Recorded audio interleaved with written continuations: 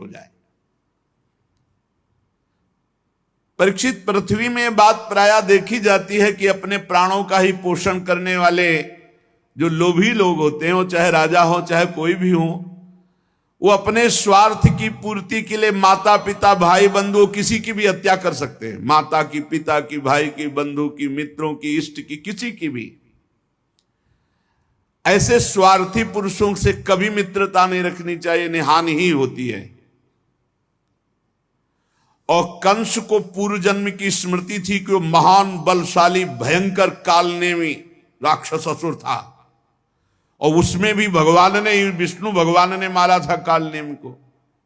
अब वो समझ गया कि भगवान ही अवतार ले रहे हैं मेरे मारने के लिए, तो उसने यदुवंशियों से घोर विरोध ठान लिया। बड़ा बलवान था, रौंद दिया। यदु भोज अंधक वंश के अधिनायक अपने पिता को बंदी बनाकर कैद खाने में डाल लिया, और सूरसेन का स्वयं राजा बन बैठा। कंस बड़ा बलशाली था, उसके बल से प्रभावित होकर जरासंध ने संबंध अपनी पुत्रियों का ब्याह कर दिया। अब तो और बल। फिर प्रलंबासुर, बकासुर, चाणूर, तृणावर्त, अघासुर, मुष्टिकासुर, अरिष्टासुर, द्विविद, पूतना, केसी, धेनुकासुर, बाणासुर, भौमासुर, ये सब मित्र हो गए कंस के।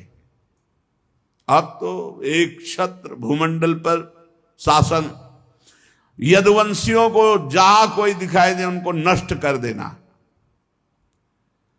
छुप करके कुरु, पांचाल, कैकेय, साल्व, विदर्भ, निषद, विदेह, कौशल आदि देशों में भाग गए यदुवंशी, और अपने को छुपाकर भेष बदलकर वहां रहने लगे कंस के भय से। कुछ लोग जो बड़े प्रवीण थे वो कंस के आगे हाथ जोड़ करके उनके सेवक बन करके उनके मन के अनुसार चलने लगे। जब कंस ने एक एक करके देवकी जी के 6 बालक मार डाले, तब देवकी के 7वें गर्भ में भगवान के अंश स्वरूप अनंत महिमा, अनंत बलशाली भगवान शेष जी पधारे देवकी जी के गर्भ में।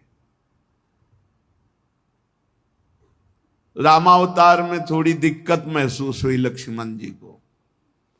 जहां कुछ बात आती प्रभु के विरुद्ध तो सह नहीं पाते, और जहां उठने की कोशिश करते वहीं केवल इतनी बात कह दी विदेहराज जनक ने कि अब अगर हम ऐसा जानते कि पृथ्वी में कोई ऐसा